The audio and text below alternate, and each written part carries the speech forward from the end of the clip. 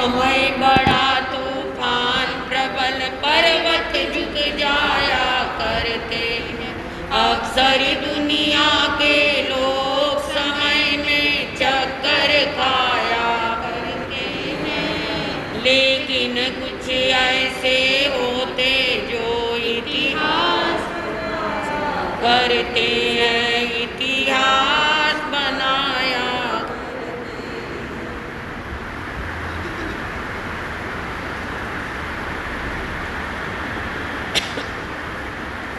पूज्य आचार्य भगवान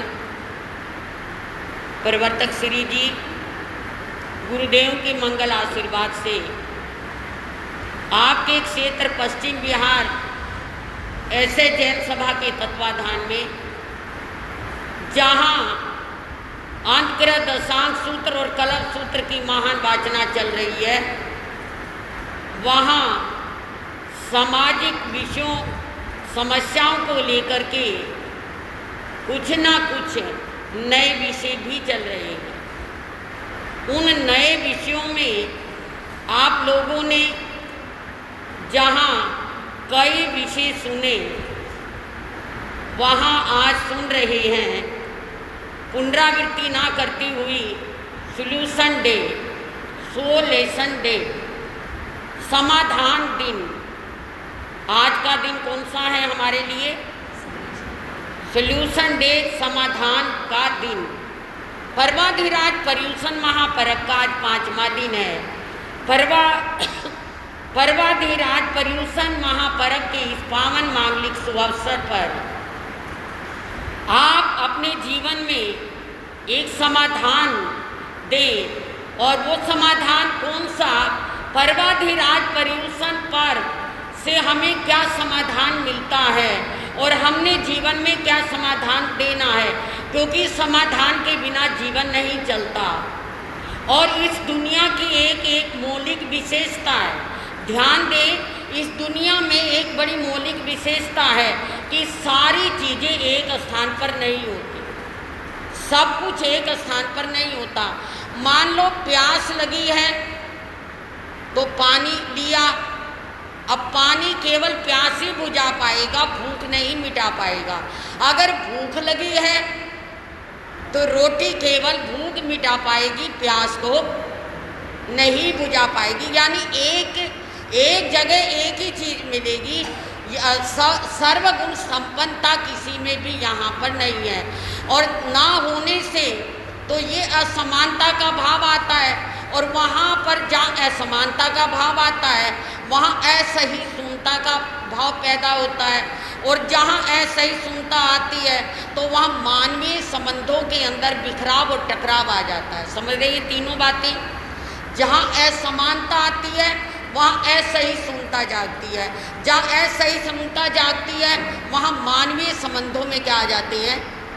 बिखराव और टकराव आ जाती हैं। तो भगवान महावीर ने इसके लिए हमारे सामने बिखराव और टकराव को मिटाने के लिए हमारे सामने समाधान दिया, अनेकांतवाद का। इसका समाधान दिया, अनेकांतवाद का समाधान दिया। क्योंकि भगवान महावीर का जन्म जिन परिस्थितियों में हुआ वो गणतंत्र राज्य था। उसमें कौन सा राज्य था? ध्यान से सुनना, उस समय गणतंत्र राज्य था।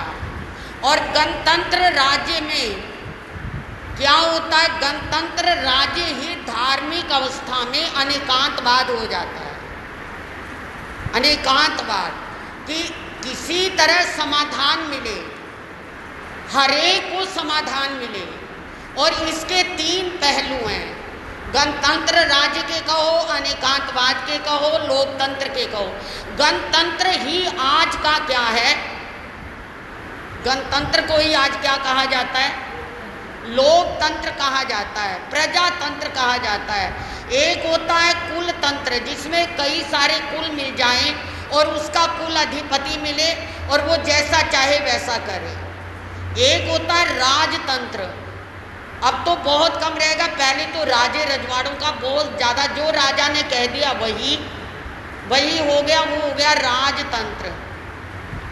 एक होता है कई सारे मालिकों को मिलाकर के अधिकार तंत्र, यानी जैसे पीछे पाकिस्तान में मिलिट्री का सबसे बड़ा व्यक्ति था और उसको क्या है, उसने अपना अधिकार लिया और वो क्या बन बैठा, क्या बन बैठा, वहाँ का राष्ट्रपति बन बैठा। क्या नाम था उसका? हाँ, जो भी था। तो मेरा मतलब कहने का, राजतंत्र हो, कुल तंत्र हो या अधिकार तंत्र हो, वहाँ पर हम समानता का भाव नहीं रख सकते। जो उन्होंने कह दिया एक सत्ता से, एक ताकत से, तो वहाँ वही होगा, वहाँ समाधान नहीं मिलेगा। समाधान हमें केवल लोकतंत्र में, या क्या समाधान हमें केवल गणतंत्र में मिल सकता है। और समाधान के लिए 3 चीज़ों का, 4 चीज़ों का होना बहुत ज़रूरी है। समाधान कब मिलेगा? पहली बात, जब स्वतंत्रता होगी। समाधान कब मिलेगा? जब व्यक्ति स्वतंत्र होगा। पराधीन व्यक्ति क्या समाधान देगा? तो पहली बात स्वतंत्रता का होना, दूसरी बात सापेक्षवाद का होना। सापेक्षता जब तक नहीं होगी तब तक भी हम समाधान नहीं दे सकते। तीसरी बात समानता का होना, जब तक समानता का भाव नहीं होगा तब तक भी हम क्या नहीं दे सकते, कोई निर्णय नहीं दे सकते, कोई समाधान, कोई हल नहीं दे सकते। और चौथी बात अधिकार का होना, जब तक ये बातें नहीं हो सकती तब तक हम जीवन को लोकतंत्र में, गणतंत्र में नहीं ले सकते। भगवान महावीर का जन्म गणतंत्र में हुआ था और गणतंत्र में होने के कारण उनके ऊपर वही संस्कार और वो छाप थी। उन्होंने जब धार्मिक रूप में संन्यास ग्रहण किया, दीक्षा ली, और दीक्षा लेने के बाद भी जब उन्होंने असमानता को देखा, असापेक्षवाद को देखा और असहिष्णुता को देखा, जब ये सब और क्या पराधीनता को देखा, तो उनके मन में आया और उन्होंने अनेकांतवाद की स्थापना की। किसकी की? अनेकांतवाद की स्थापना की। भगवान महावीर का सिद्धांत ही धीरे धीरे क्या बन गया? लोकतंत्र बन गया, प्रजातंत्र बन गया। इस बात को आप ध्यान देंगे। लोकतंत्र, प्रजातंत्र ठीक है, समानता, स्वतंत्रता, सहिष्णुता और क्या है, हमारे लिए सब कुछ सापेक्षवाद का अधिकार देता है, पर इसमें भी कई बातें आ जाती हैं। यहाँ भी कई बातें आ जाती हैं। पहली बात, लोकतंत्र में सबसे बड़ी बात जो इसका क्या है, विपक्ष है। विपक्ष, सपक्ष नहीं, विपक्ष लोकतंत्र का। आप खुद ध्यान देंगे इस बात को कि विपक्ष क्या है इसका, कि अगर कोई उत्तरदायित्व हमने देना है किसी को लोकतंत्र में, तो हमारा उत्तरदायित्व समानता के कारण होगा, क्योंकि हर व्यक्ति को अधिकार है वोट देने का। यहाँ समानता के अंदर या लोकतंत्र में ना कोई जाति है, ना कोई संप्रदाय है, ना कोई भेद है, ना कोई क्या है, विभाग है। वहाँ तो बड़ा छोटा कोई भी वर्ग का व्यक्ति, कोई भी जाति का है, कोई धर्म का है, कोई संप्रदाय का है, किसी देश का, वो सब क्या है, समान है। जहाँ ये सब समान होते हैं उसे क्या बोलते हैं, क्या बोलते हैं उसे? आप कहोगे पता नहीं आज महाराज जी क्या राजनीति ले बैठे। ये राजनीति, पॉलिटिक्स ने, ये एक धार्मिक सत्ता भी है। तो मेरा मतलब कहने का कि जहाँ ये सब चीज़ें हैं, ना कोई जाति का सवाल है, ना कोई वर्ग का सवाल है, ना कोई क्या धर्म का सवाल है, ना कोई भाषा का सवाल है, तो वहाँ लोकतंत्र है। वहाँ क्या है, क्योंकि सभी को वोट देने का अधिकार है और वोट देकर कोई भी किसी को अपना क्या बना सकता है, नेता बना सकता है। चाहे वो जाति से कोई भी हो, चाहे वो किसी कुल का हो, चाहे वो किसी क्या देश के प्रांत का हो। यहाँ प्रांतीय भाग भी नहीं रहता, यहाँ जाति भाग भी नहीं रहता, यहाँ कुल भाग भी नहीं रहता और यहाँ धर्म भाग भी नहीं रहता। किसी भी धर्म का क्यों ना हो वो व्यक्ति, किसी भी धर्म का क्यों ना हो, हम उसी को ही चुन सकते हैं। तो इसलिए लोकतंत्र में सबसे बड़ा विपक्ष ये है कि हम अपनी मन मर्जी से किसी को नॉमिनेट नहीं कर सकते। वो नॉमिनेट किसके ऊपर होगा, वोटों के ऊपर होगा। किस पर होगा, हमारी वोट पर होगा। और उन वोटों पर कई बार गुण वाला व्यक्ति हार जाता है और क्या है, बुरा व्यक्ति आगे आ जाता है, भ्रष्टाचारी आगे आ जाता है, दुष्ट आगे आ जाता है। किसके बल पर? वोटों के बल पर। अब लोकतंत्र में हम उसको हटा नहीं सकते, लोकतंत्र में हम उसे कुछ कर नहीं सकते। तो लोकतंत्र में एक ये विफलता भी है कि हम मन मर्जी से क्या है, किसी को अपना नेता चूज नहीं कर सकते। वह उसी को ही कर सकते हैं जो वोटों पर बना है, और वोटों पे गुणवान हार जाता है और कई बार बुरा व्यक्ति आगे आ जाता है। ये एक असफलता है लोकतंत्र की। दूसरी लोकतंत्र की ये असफलता है, अगर देश में या व्यक्तियों में या समाज में या धर्म में कोई भी किसी भी तरह की कोई क्या है यानी तकलीफ खड़ी हो जाती है, या कोई भ्रांति खड़ी हो जाती है, या कोई भ्रम पैदा हो जाता है, या किसी तरह का क्लेश खड़ा हो जाता है, तो लोकतंत्र में जल्दी निर्णय नहीं लिया जाता। समझ रहे हो?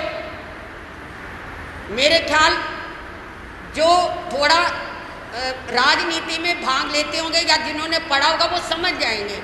जल्दी निर्णय नहीं लिया जा सकता, उसके लिए फाइलों की फाइलें भरनी पड़ेगी उसके लिए। और अगर राजतंत्र है तो 1-5 मिनट में क्या हो जाएगा, निर्णय हो जाएगा। चलो भाई फांसी पे चढ़ा दो, चलो भाई सूली पे टांग दो, इसे देश निकाला दे दो, या इसका ऐसा कर दो। ये किस में आ जाएगा? राजतंत्र में। लेकिन प्रजातंत्र में ऐसा नहीं होगा। कोई भी काम है बहुत सोचने के बाद, बहुत विचारने के बाद और बहुत सारे कानून बनाने के बाद उस नियम को हम क्या कर सकेंगे, पास कर पाएंगे। लोकतंत्र, क्योंकि सबकी सलाह लेनी होगी वहाँ पर, सबका निर्णय लेना होगा। तो ये विफलता भी है लोकतंत्र की। और एक तीसरी भी विफलता लोकतंत्र की कि अगर भ्रष्टाचार बढ़ रहा है, अगर दुराचार बढ़ रहा है, तो सब लोग उस भ्रष्टाचार और दुराचार में इस कदर लग जाते हैं कि उन्हें हटाना बड़ा मुश्किल हो जाता है, क्योंकि मेजॉरिटी इज अथॉरिटी। समझ रही हो ना?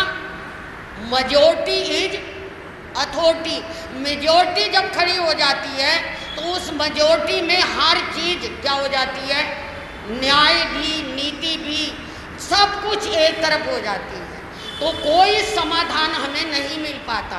तो आज का जो दिन है वो हमारे लिए सोल्यूशन डे है, समाधान का दिन है। कि जब देश को समाधान चाहिए, और देश के समाधान के लिए 4 बातों का होना जरूरी है: स्वतंत्रता का, सापेक्षवाद का, समानता का और सह अस्तित्व का, सबका मिलकर कार्य करने का।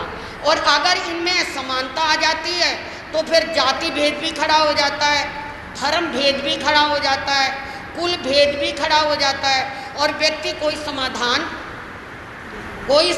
नहीं दे पाता। इस देश में, भारतवर्ष में आज तक जितने झगड़े हुए हैं वो सब असमानता के कारण हुए हैं और धर्म की अंधता के कारण हुए हैं। मेरा धर्म, क्योंकि हमने जबरदस्ती, हमने का मतलब मुसलमान आए, उन्होंने अपने धर्म को जबरदस्ती लादने का प्रयास किया। अंग्रेज आए, उन्होंने अपने धर्म को मीठी गोली देकर लादने का प्रयास किया।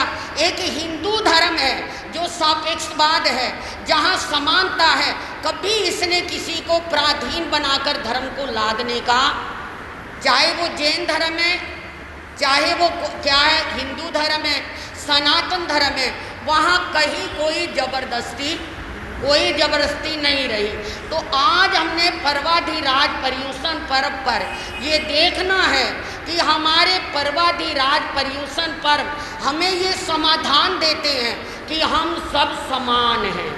जो इस स्थानक में आकर बैठ गए, जो यहाँ पर आकर धर्म करने लगे, जो यहाँ पर आकर कोई मंत्री बना, कोई क्या है प्रधान बना, कोई सेक्रेटरी बना, कोई कैशियर बना, वो सब समान हैं, उनका कोई अलग ठीक है, वो काम करने के लिए उन्हें क्या दे दिया, एक उत्तरदायित्व दे दिया भाई आपने ये काम करना है, लेकिन हम सब समान हैं। जब असमानता का भाव आएगा तो हमारे में क्या हो जाएंगे, झगड़े खड़े होंगे। तो हमें पर्वाधिराज पर्यूषण कहता है कि हम सब समान बनकर रहे। अगर समानता नहीं होगी तो क्या होगा, दिक्कत खड़ी हो जाएगी या धर्म अंधता आ जाएगी। जैसे मैं आपको बताती हूँ, पर भर के लिए सोचिए, मौर्य साम्राज्य चंद्रगुप्त का काल जो था, भगवान महावीर के लगभग 172 साल बाद चंद्रगुप्त मौर्य का क्या आता है, राज्य आता है। और चंद्रगुप्त राज को हम लोग स्वर्ण युग कहते हैं, यानी देश में इतनी ज़्यादा खुशहाली थी कि चंद्रगुप्त मौर्य के राज को क्या कहते हैं, राम राज कहते हैं, स्वर्ण राज कहते हैं। और वो लगभग भगवान महावीर के निर्माण पाने के 172 साल बाद उनका राज्य था। कितना, 172 साल बाद। और 400-500 ईस्वी पूर्व की बात है, ये पहले की, ईसा के 500 साल पहले की, यानी 400 साल पहले की बात है, 410 साल पहले की बात है। क्योंकि हमारा वीर निर्माण सम्मत और ईस्वी सन जो है उसमें 500 साल का अंतर है। जैसे कि आज हमारा वीर निर्माण सम्मत कौन सा चल रहा है, कौन सा चल रहा है, हाथ खड़ा करके बताएं। कोई नहीं बता पाएगा, कोई लेता ही नहीं ये सूझबूझ। हमारा वीर निर्माण सम्मत कौन सा चल रहा है, 2540। और मैं अब दूसरा पूछ लूँ आपसे एकदम टिप्स के ऊपर, ईस्वी सन कौन सा चल रहा है, सन क्या कहोगे झट से, 2020। कितना अंतर आ गया, 2540 और 2020 कितना अंतर आ गया, 527 साल का, 526-27 साल का। तो ये ईस्वी पूर्व यानी भगवान महावीर का निर्माण ईसा से, ये सन ईसा से, ईस्वी सन ईसा से है। और भगवान महावीर निर्माण संवत भगवान के निर्माण से है। तो ये बातें आप थोड़ा याद रखना, ध्यान देना इन बातों का। तो कहते हैं कि जो मौर्य काल था, वो मौर्य काल 172 साल भगवान के बाद हुआ और ईसा से लगभग 410 साल पहले हुआ। तो उस समय स्वर्ण युग था। और चंद्रगुप्त मौर्य नितांत बिल्कुल निश्चल, बिल्कुल एकदम जैन थे। कौन थे, जैन थे। ये बड़े बड़े इतिहासकारों ने इस बात को स्वीकार किया। और आचार्य भद्रबाहु स्वामी उनके क्या थे, गुरु थे। आचार्य भद्रबाहु स्वामी के उनके गुरु थे। और समय पाकर अंतिम समय में 40 साल तक चंद्रगुप्त मौर्य ने राज्य किया।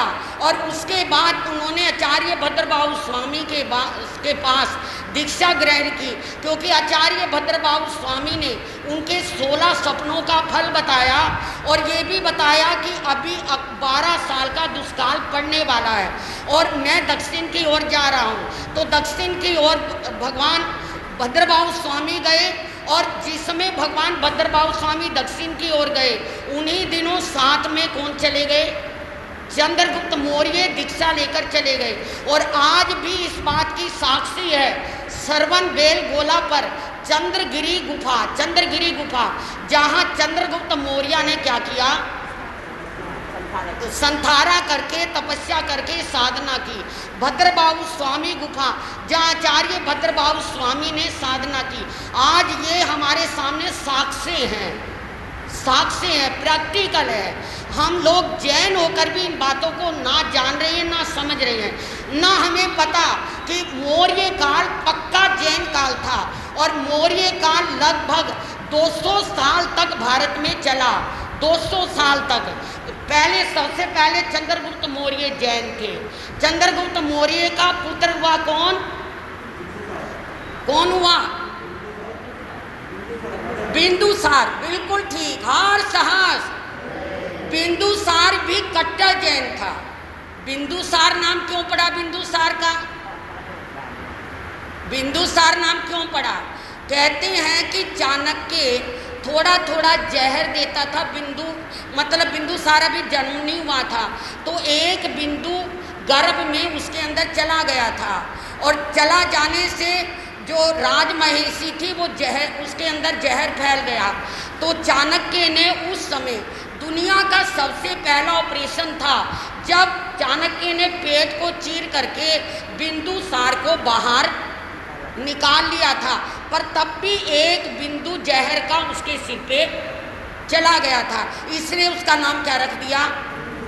बिंदुसार। उसको भी हटा दिया गया था। कहने का मतलब जहर तो इसलिए थोड़ा देते थे कि कल को बच्चे पर जहर का असर ना हो, लेकिन वो उल्टा जैसा हो गया, राजमहिषी की मृत्यु हो गई पर बच्चा बच गया, बिंदुसार बच गया।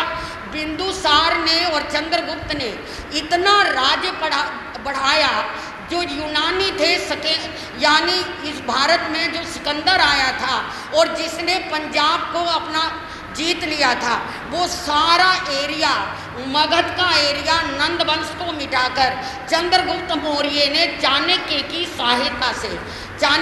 सहायता से और चंद्रगुप्त और चाणक्य को बचाने वाले आचार्य भद्रबाहु स्वामी, जब नंद के बहुत सारे सैनिक चंद्रगुप्त को और चाणक्य को मारने के लिए चारों तरफ दौड़ पड़े थे, क्योंकि मगध का बहुत बड़ा साम्राज्य था, तो उस समय चाणक्य और चंद्रगुप्त आचार्य भद्रबाहु स्वामी के चरणों में आए।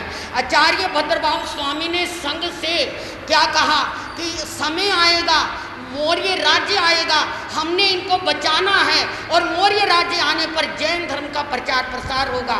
तो जितने ग्रंथ लिखे हुए थे हमारे यानी आचार्य भद्रबाहु स्वामी ने, उन ग्रंथों के पीछे भूग्रह में किसको छुपा दिया?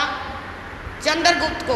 3 बार उसके जीवन की रक्षा की भद्रबाहु स्वामी ने, और तब कहा था चंद्रगुप्त ने कि जब मैं राजा बन जाऊंगा तो मैं जैन धर्म को स्वीकार करूंगा, मगर अन्य धर्मावलंबी उससे क्या करने लगे? द्वेष करने लगे, पर उनकी चल नहीं पाती थी।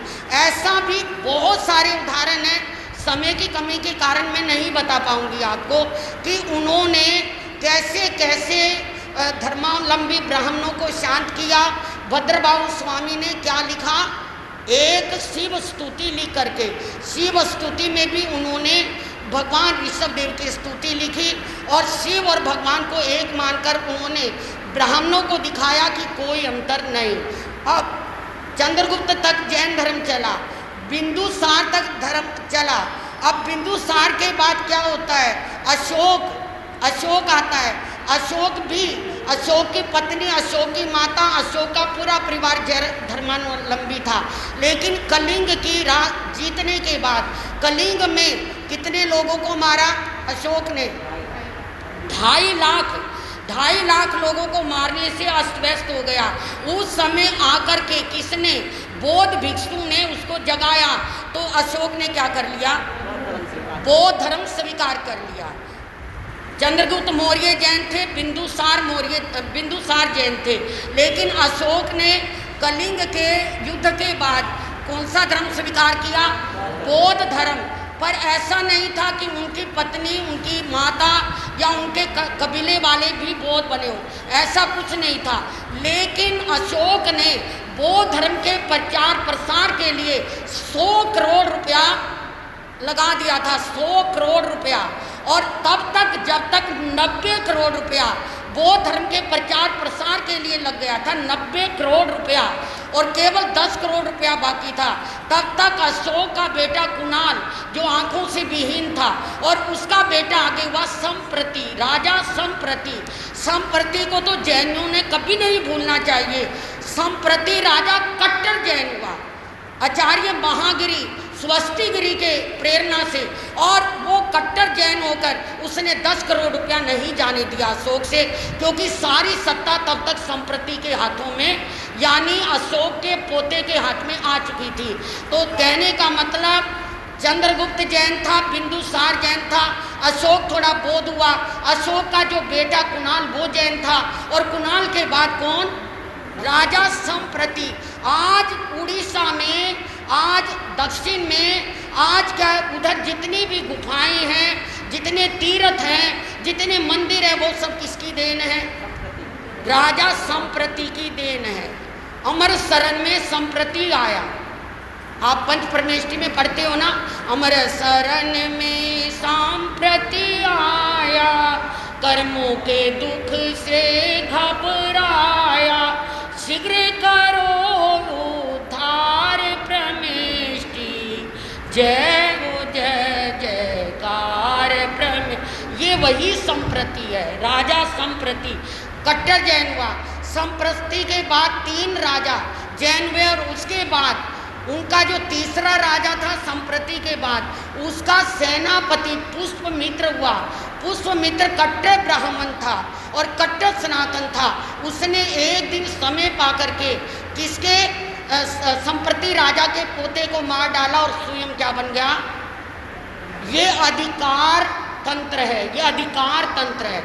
और उसके बाद से राजे रजवाड़ों में जैन धर्म कम होता चला गया, खत्म होता चला गया। तो मेरा मतलब कहने का, आज पर्वाधिराज पर्यूषण पर हमारा जो सुलेशन डे है, ये हमें बताता है कि हमारे जीवन में समाधान आए। कौन सा समाधान? कि हम सब एक हैं। अगर हम में समानता होगी तो झगड़े नहीं होंगे। झगड़े कब होते हैं? हमेशा जब छोटे बड़े की बात आती है, असमानता का भाव आता है तो झगड़े होते हैं। असही समता का भाव आता है तो झगड़े होते हैं। स्वतंत्रता नहीं रहती, एक को स्वतंत्रता है दूसरे को नहीं है, तो क्या होते हैं? झगड़े होते हैं। जब ये इस तरह के झगड़े होते हैं तो फिर उसका कोई समाधान नहीं आता। तो आइए आज के सुलेशन डे पे मैं आप सबको समाधान देती हूँ कि हम सब समान रूप में रहें। समान रूप में नहीं रहे तो धर्म अंधता बढ़ सकती है, सामाजिक अंधता बढ़ सकती है, मतभेद की अंधता बढ़ सकती है, पराधीनता की अंधता बढ़ सकती है। केवल क्या सलूशन या समाधान एक ही है कि हम क्या बने? समानता का भाव रखें, समभाव का भाव रखें, और क्या है? सही समता का भाव रखें। जब ऐसा भाव रखेंगे तो कई बार बिगड़े हुए कार्य भी संभलते हुए चले जाएंगे। अभी आपने कल देखा होगा, कल कईयों ने सुना भी होगा कि मोदी हमारे देश के प्रधानमंत्री सभी तपस्या वालों को क्या पूछ रही हैं? साता पूछ रही हैं। और पर्वाधिराज पर्यूषण की हमें क्या दे रही हैं? शुभकामना, बधाई दे रही हैं। और तीसरी बात वो मिच्छामी दुक्कड़म, ये दिन हमारी क्या समाधान के दिन है कि कोई भी अगर हम में बेमनस से खड़ा हो गया है, भाई में, पति पत्नी में, या माँ बेटा में, या परिवार में, या किसी रिश्तेदारी में, तो हम क्या करें? मिच्छामी दुक्कड़म। मिच्छामी दुक्कड़म का क्या मतलब? मेरा जो कुछ भी मैंने कहा है वो मिथ्या हो। मिच्छामी, मैं इच्छा करता हूँ कि मेरा कहा हुआ सब मिथ्या और मुझे क्षमा करो। ये तभी होगा जब हमारे जीवन में सुलेशन डे आएगा। और सुलेशन डे के लिए हमें अपने इतिहास को जानना, हमें अपने आप को जानना, हमें अपने अस्तित्व को जानना बहुत ज़रूरी है। हम नहीं जान पाते। आगे भी मैं आपको बताती हूँ, हमारे अंदर क्या, साड़ी जात बड्डी साढ़े ग्रंथ बड्डे, साड़ी जात बड्डी साढ़े ग्रंथ बड्डे, असी शेखियाँ मार दे थकदे नहीं, ग्रंथ बंद हन बिच अलमारियाँ दे, दिमाग खा गई खोल के असी कदे तकदे नहीं। तो हमें पता ही नहीं होगा कि हम कौन हैं, हम क्या हैं, हम क्या थे, और हमारे क्या देश के जैन वीर क्या क्या थे, और किन्होंने क्या क्या देश की आज़ादी के लिए, धर्म की आज़ादी के लिए स्वयं की कुर्बानियाँ दी, कैसे दी, हम इस बात को समझ नहीं पाएंगे। आपसे कोई भी आज पूछ ले तो आप बता ही नहीं पाएंगे। आज देखिए हमारा देश कितना प्रगति पर है कि आज बच्चों के पेपरों में, यानी निजी लगने वाली क्लासेज की किताबों में मेरी भावना लग गई है। कौन सी भावना लग गई है? पता है ना मेरी भावना किसकी बनाई हुई? हाँ जी, एक श्रावक जुगल किशोर मुख्तियार, जुगल किशोर मुख्तार ने मेरी भावना लिखी है और पूरा जैनत्व मेरी भावना में समाया है। और स्थानकवासी, मंदिरवासी, तेरापंथी सब इसको क्या है, मान्यता देते हैं। तो ये आज धार्मिक क्लासों में लग चुकी है। हम कहाँ हैं? देखो जरा सोचो, केवल क्या है, कमाना भी जरूरी है और कमा करके उसे अच्छाई में लगाना भी। स्कूल की क्लासों में लग चुकी है मेरी भावना। 8वीं की कक्षा में, हाँ 7वीं की कक्षा में लग चुकी है। तो मेरा मतलब कहने का, हम सोचें कि हमारा जीवन क्या है और हम जो कर रहे हैं वो नीति से कमाएं। महात्मा गांधी कहते थे राजनीति में धर्म नीति का होना बहुत जरूरी है। अगर राजनीति में धर्म नीति नहीं होगी तो राजनीति भ्रष्ट हो जाएगी और वो राजनीति कभी नहीं चल सकेगी। राजनीति तभी लंबी चल सकती है जब उसके अंदर क्या हो, धर्म नीति हो। अगर धर्म नीति नहीं होगी तो उसे नहीं संभाल पाएंगे। तो आज जो हमारी कमाई हो वो धर्म नीति की कमाई हो, और उस धर्म नीति की कमाई में जहाँ हमारा सोल्यूशन डे है वही हमारा क्या डोनेशन डे भी है। आज का दिन कौन सा है? डोनेशन डे भी है। दान करने का, कौन सा दान करें? अपनी विकृतियों का। कौन सा दान करें? अपने राग द्वेष का। कौन सा दान करें? अपने विकारों का। कौन सा दान करें? अपने अंदर रही हुई कुत्सित भावनाओं का, मूर्छा का, परिग्रह की मूर्छा का। इसलिए और क्या है, साथ में समाज के जितने भी कार्य हैं वो चलेंगे तो दान से ही। हम उसमें भी अपने आप का जितना हमसे बन सकता है। अरे हमारे तो देश के ऐसे ऐसे व्यक्ति भी हुए हैं जो भामा शाह जैसे, जिन्होंने इतिहास के पृष्ठों पर स्वर्ण अक्षरों में नाम लिखवाया। और भामा शाह ने महाराणा प्रताप को कह दिया आप आज़ादी के लिए लड़िए और धन की परवाह मत कीजिए, मैं बैठा हूँ। जब तक भामा बैठा है राणा के पास तब तक कोई कमी आपको नहीं आएगी। 25,000 सैनिकों को 12 साल तक देसी घी का भोजन कराता रहा, बड़ी बड़ी दाल बाटियाँ। आज भी राजस्थान की वो भट्टियाँ बता रही है ये हमारा भामा शाह था। तो हमारे यहाँ दान की भी कोई कमी नहीं। और कल आपने एक क्वेश्चन हमसे किया था कि महाराज चौराहे पर भी लोग खड़े रहते हैं, ऐसे लोग भी जो कुपात्र हैं, दान किसको दिया जाए?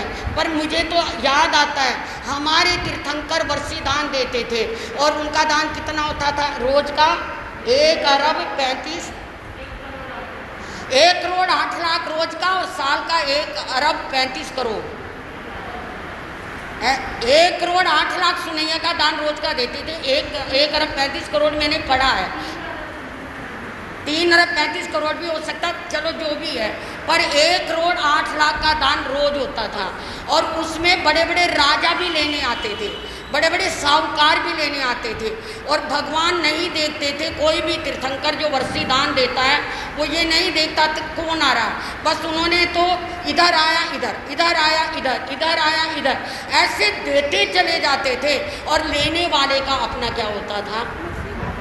भाग होता था कि उसे क्या मिल रहा है, कैसे मिल रहा है। हमारा तो इतना बड़ा जैन धर्म में दान का महत्व रहा। और कहते हैं कि अगर शुद्ध परिणामों से दान दिया जाए, शुद्ध भावों से दान दिया जाए तो तीर्थंकर गोत्र भी बन जाता है। शुद्ध भावों से दान देकर तीर्थंकर गोत्र किसने बांधा था? नहीं, ऋषभ देव भगवान ने तो सेवा के द्वारा तीर्थंकर गोत्र बांधा था, यानी मतलब औषधि दान देकर, औषधि दान में तीर्थंकर गोत्र बांधा था। लेकिन निखालस आहार दान देकर, आहार दान देकर तीर्थंकर गोत्र। क्या क्या बोला? कल पूछेंगे आपसे, जवाब देना। हाँ जी, आज हम पूछ रहे हैं। आज का दिन तो है सोल्यूशन डे और क्या है डोनेशन डे, लेकिन इसके साथ ही कल एक प्रश्न डाला था आपको कि इतिहास के अनुसार, आगमों के अनुसार कौन सा ऐसा व्यक्ति है जो नमस्कार जिसको नमस्कार किया गया हो और उसको नमस्कार करवाने का लाभ रहा हो। मान लो आप हमें नमस्कार करते हो तो हमें बराबर दोनों हार साहस पूरे पूरे 100% मार्क्स हैं। सैलक राजा और पंथक, उनका शिष्य पंथक। बात क्या थी कि सैलक राजा राजा थे और राज्य छोड़कर साधु बन गए, मगर जब दोबारा नगरी में आए तो उनका बहुत स्वागत हुआ और खाने पीने का सब कुछ मिला, तो उन्हें इतना सुख मिला कि वो उस नगरी से जाने को तैयार नहीं हुए। और जो बहुत सारे शिष्य थे उन्होंने भेज दिए, पर जो उनका पंथक चेला था वो उनके क्या रहा, साथ रहा, सेवा में रहा। अब वो क्या सैलक राजा जो थे तो साधु बने हुए थे, तो अब वो भूल गए समस्री, वो भूल गए पक्खी, वो भूल गए चमासा, उन्हें कुछ याद नहीं था। सब काम कौन संभालता था, चेला। और चेला कभी अपने गुरु को कोई उलाहना नहीं देता था कि आप ये क्या कर रहे हो, कुछ नहीं कहता था, वो अपना पूरी ड्यूटी देता और गुरु मस्ती में पड़े रहते। एक दिन क्या आ गया, संवत्सरी, यही पर्यूषण के दिन आ गए। और क्या संवत्सरी का दिन आया तो पंथक क्या है, गुरु सोया पड़ा था, सैलक राज ऋषि सोए पड़े थे और पंथक उन्हें चेला वंदना कर रहा। नमन करने से क्या लाभ, अब नमन करने लगा, गुरु जी संवत्सरी संबंधी खिमत खिमावना, गुरु जी पर्यूषण संबंधी क्या, अरे मुझे सोने नहीं देता, दिमाग खराब करके रख दिया, परा हो जा। गुरु जी आज संवत्सरी है, कह दिया ना, क्यों मुझे तंग कर रहा बार बार। गुरुदेव आज पर्यूषण संवत्सरी है, आज संवत्सरी है।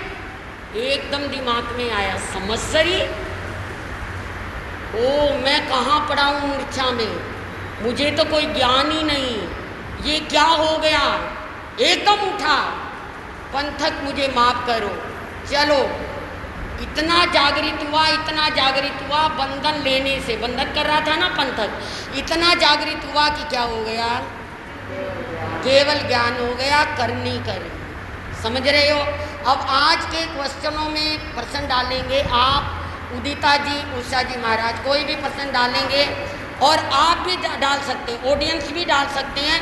अभी जितना मैंने आपको सुनाया है, अभी समानता का भाव, सही सुनता का भाव, असमानता का, स्वतंत्रता का, लोकतंत्र का, प्रजातंत्र का, कुल तंत्र का, कोई भी क्वेश्चन किसी के भी मन में वो हाथ खड़ा करके पूछ सकते हैं, मेरे ऑडियंस कोई भी पूछ सकते हैं। आप किसी को कोई क्वेश्चन पूछना हो तो पूछो, नहीं तो हम इसलिए हमारा प्रश्न उत्तर करने का कोई ऐसा नहीं कि हम आपको दिखा रहे हैं या हम आपको बढ़ चढ़ कर, केवल आप लोगों की ज्ञान की वृद्धि हो, केवल आप लोगों में ज्ञान की वृद्धि हो, हम इसलिए क्वेश्चन कर देते हैं। नहीं तो मैं लंबा लेक्चर भी दे सकती हूँ, पर 20 मिनट आधा घंटे के बाद मुझे लगता है कि ये तो सुनते सुनते हम बूढ़े हो गए, पर कम से कम जवान तो कोई आते ही नहीं।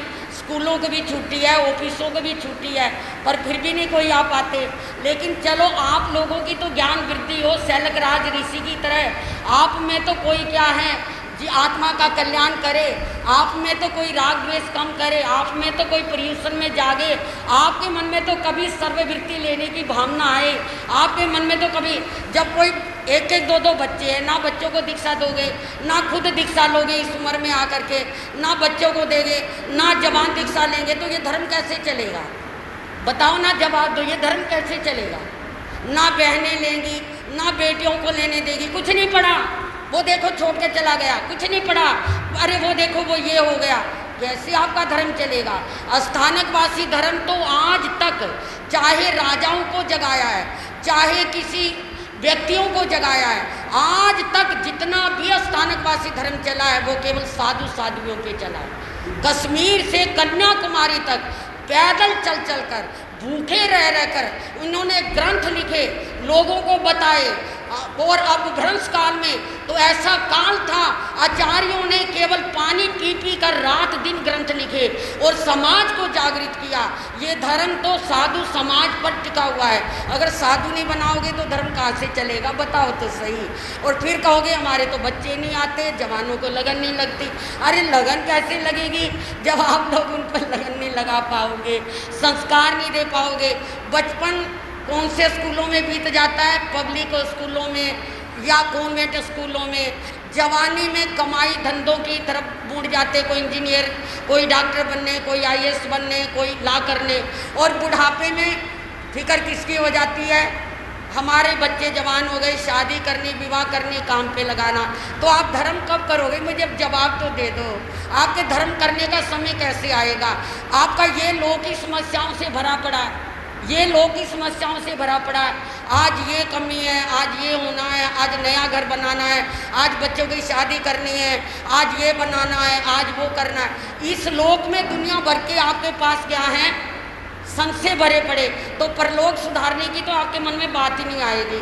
शुक्र है पश्चिम बिहार में जो इतने लोग बैठे हैं, सुन रही हैं, मैं तो धन्यवाद देती हूँ। सुन तो रही हो ना, आज सुन रहे हो तो कभी जाग भी जाओगे, आज सुन रहे हो तो कभी भावना भी ले आओगे। तो इसलिए धन्यवाद है। हमारे संबोधि जी को देखो, हमारे संबोधि जी चांदनी चौक में जन्म हुआ इनका, चांदनी चौक की रहने वाली, वहीं बीए किया, एमए किया, वहीं पर इन्होंने और आगे पढ़ाई करी। फिर ये क्या है, नौकरी करी, नौकरी करके शादी भी कर ली, शादी करके 2 बच्चे भी पैदा हो गए। 2 बच्चे पैदा करके जम्मू में क्या है, किस में चली गई, वो रेडियो में ये क्या, आकाशवाणी से जम्मू चली गई। वहाँ एक दिन महाराज का व्याख्यान सुना, एक दो बार। वहाँ व्याख्यान सुनते ही, ये तो अग्रवाल है, व्याख्यान सुनते ही लगन लगी, बच्चे कहीं गए, पति कहीं गया, पति की दूसरी शादी करवा दी, बच्चों को अलग कर दिया, और आज क्या बने बैठी है, आज क्या बने बैठी है, विदुषी साध्वी। संबोधि पुराण छोड़ो, संबोधि पुराण का मतलब आप भी अगर कल को बनना चाहे तो बन सकते हो, इसलिए संबोधि पुराण सुनाई आपको। ये संबोधि पुराण इसलिए बताई है। हमारे उदय मुनि जी को देखो, 18-20 क्या पोते पोतियाँ 70 के करीब, बहुत महान है। और क्या 2 बीवियाँ, सबको छोड़ा, पोतों पोतियों को छोड़ा, बच्चों को छोड़ा, और आज क्या बने बैठे हैं, LLB की, LM किया, प्रोफेसर रहे, बहुत लोगों को पढ़ाया, यूनिवर्सिटियाँ चलाई, और आज क्या बन गए, साधु बने। समाधान, ये एक समाधान है। आज वो प्रचार प्रसार करे और अटी गए। और 2 अशोक बिहार में आत्मज्ञाता, आत्मदृष्टा महेंद्र मुनि, सतीश मुनि, उदाहरण है आपके सामने। 60 साल से ऊपर उम्रों में आकर, 65 साल की उम्रों में आकर जिन्होंने क्या लिया, जबकि उम्र का कोई भरोसा नहीं होता। सारी उम्र एसी में बिताई और आज पंखे का भी त्याग है। सारी उम्र एसी में बिताई और आज पंखे का भी त्याग है। सारी उम्र गाड़ियों में बिताई, आज पैदल चल रही है। कहने का मतलब, जब करना चाहे, ये समाधान है। आज कौन सा दिन है, सुलेशन डे, ये समाधान है। हम करना चाहें तो कर सकते हैं। और ताज्जुब की बात तो ये है, ताज्जुब की बात तो ये है, महेंद्र मुनि की बीवी भी बैठी है, पत्नी जीवित है, बच्चे जीवित है। सतीश मुनि जी की पत्नी भी जीवित है। उदय मुनि जी महाराज की पत्नी भी, दोनों पत्नियां जीवित हैं। बच्चे सब आगे बढ़ रहे हैं और वो भी आकर क्या कर रहे हैं, मैंने देखा है सबको। और इनके भी बच्चे, और इनकी भी क्या है, दूसरी यानी इनकी जो क्या कहेंगे आप उसको, क्या जो भी है, मेरा मतलब कहने का कि हम चाहें तो सब कुछ कर सकते हैं।